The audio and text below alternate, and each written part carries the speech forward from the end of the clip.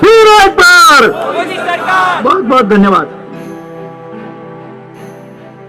भारतीय जनता युवा मोर्चा के मुंबई अध्यक्ष तेजिंदर सिंह तिवाना के प्रयासों से एवं मुंबई उपनगर के पालक मंत्री मंगल प्रभात लोढ़ा द्वारा स्वीकृत डीपीडीसी फंड के माध्यम से मलाड पश्चिम स्थित छत्रपति शिवाजी महाराज क्रीडांगण में क्रिकेट और फुटबॉल ग्राउंड के लिए स्टेडियम में बैठने की जगह का निर्माण, फ्लडलाइट स्थापित करना, basketball court, lawn tennis, volleyball, pickleball, badminton, skating rink, open gym, kids play area, walking track, वरिष्ठ नागरिकों के लिए गज़ेबो और अन्य निर्माण कार्यों का भव्य भूमि पूजन शनिवार 16 मार्च 2024 को किया गया।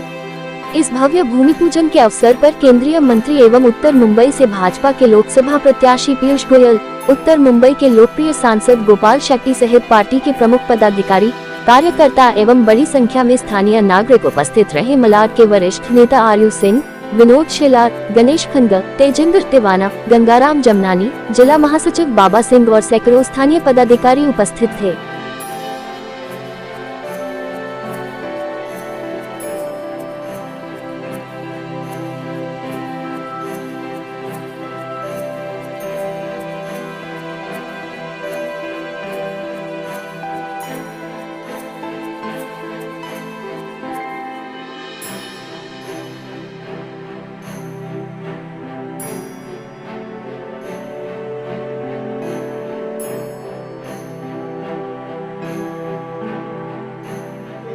इंटरफेस हाइट फिर करेंगे।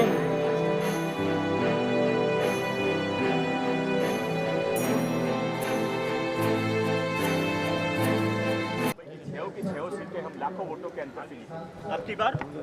अब की बार 400 पार। मैं हूं मोदी जी का कहना चाहेंगे। आनंद की बात है, भाजपा के कार्यकर्ता मैदान के अंदर हैं, जीत के आएंगे, बड़े वोटों से जीत के आएंगे, ऐतिहासिक वोटों से। भारतीय जनता पार्टी की ताकत है कि हम सब जब बचपन से ही प्रेरणा लेते हैं हमारे नेताओं से, उनके विचारों से, और बचपन से ये संस्कार आते हैं कि हम जनता की सेवा करें, ज्वलंत जो विषय होते हैं उसके ऊपर अपने अपने तरीके से उनका समाधान करने का काम करें।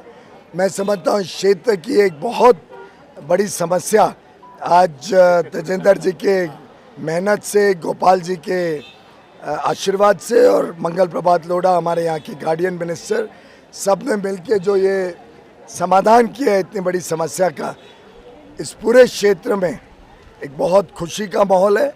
और साथ ही साथ युवा शक्ति खेलकूद से जुड़े, स्पोर्ट्स में अपना परचम लहराए। अब तो भारत ओलंपिक्स का भी दावेदार है 2036 में, तो हम तो उम्मीद करेंगे कि उत्तर मुंबई से भी हमारा प्रतिनिधित्व हमारी कोई छोटी बहन या युवा यहाँ से करे और ओलंपिक्स में भारत का नाम रोशन करे। सर, मशहूर गायिका जो है सर अनुराधा जी ने, उन्होंने भी बीजेपी ज्वाइन किया, कैसे देखते हैं? मैं समझता हूँ प्रधानमंत्री नरेंद्र मोदी जी के नेतृत्व में जिस प्रकार से आज देश में उत्साह और उमंग है, एक विश्वास पैदा हुआ है कि इस बार 10 वर्ष की जो कार्यकाल में प्रधानमंत्री जी ने नींव रखी है, उसके आधार पर देश में एक विश्वास पैदा हुआ है कि भारत अब विकसित भारत बनेगा। दुनिया की कोई ताकत भारत को रोक नहीं सकती। और अच्छे लोग समाज में जिन्होंने अपना नाम बनाया है, अलग अलग क्षेत्र में जिन्होंने देश का गौरव बढ़ाए, ऐसे लोग आज प्रधानमंत्री मोदी जी के नेतृत्व में भाजपा के साथ जुड़ रहे हैं। ये हम सब के लिए सम्मान की भी बात है, प्रधानमंत्री जी के लिए बड़ा आशीर्वाद है और देशवासियों का सौभाग्य है। ऐसा कि छोड़ो कल की बातें पुरानी, आओ हम सब मिलकर लिखेंगे नए दौर में नई कहानी। पीयूष गोयल जी के नेतृत्व में हम आने वाले दिनों में उत्तर मुंबई को और अच्छे ढंग से विकसित करेंगे। और मैं हमेशा कहता था, जब पहली बार मैं चुनाव लड़ा था, पार्टी के लोगों को मालूम है, मैंने कहा था कि भाई कोई अच्छे सक्षम आदमी को चुनाव लड़ा ताकि उत्तर मुंबई में 4 बड़े हॉस्पिटल, कॉलेज, इस प्रकार के वास्तु आए।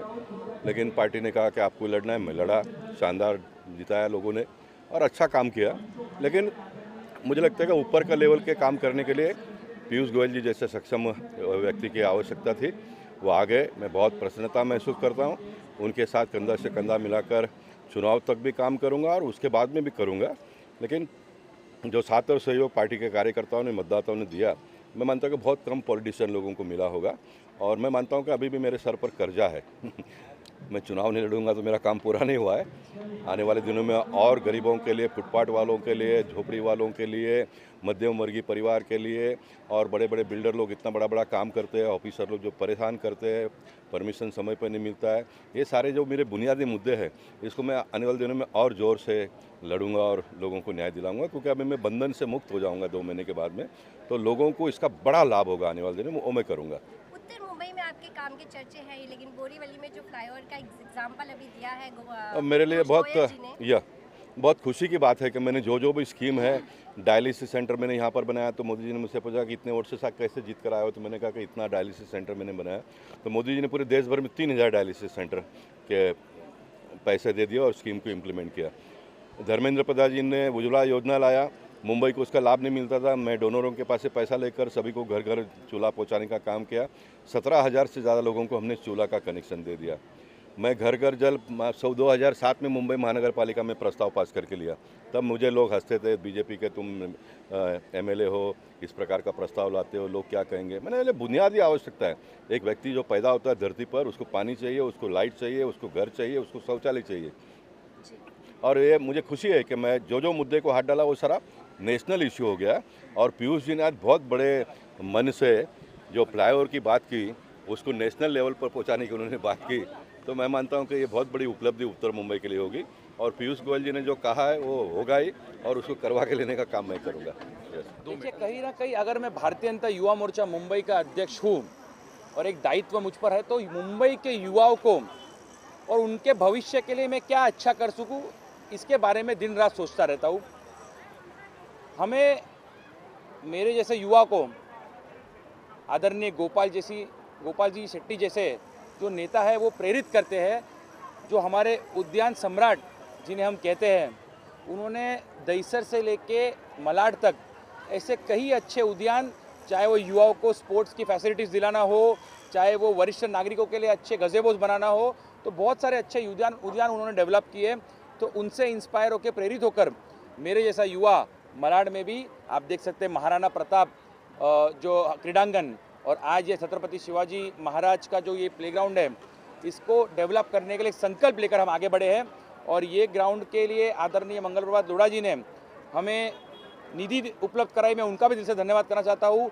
इस मैदान के माध्यम से क्रिकेट और फुटबॉल की सुविधाएं युवकों को दी जाएगी, उसके साथ साथ विविध बैडमिंटन या अपना वॉलीबॉल या लॉन टेनिस, ऐसे कई गेम्स, पिकल बॉल, वो इस मैदान के माध्यम से होंगे। वॉकिंग ट्रैक बनाया जाएगा, फ्लड लाइट्स लगाई जाएंगे, सीनियर सिटीजन्स के लिए यानी वरिष्ठ नागरिकों के लिए गज़ेब बनाया जाएगा।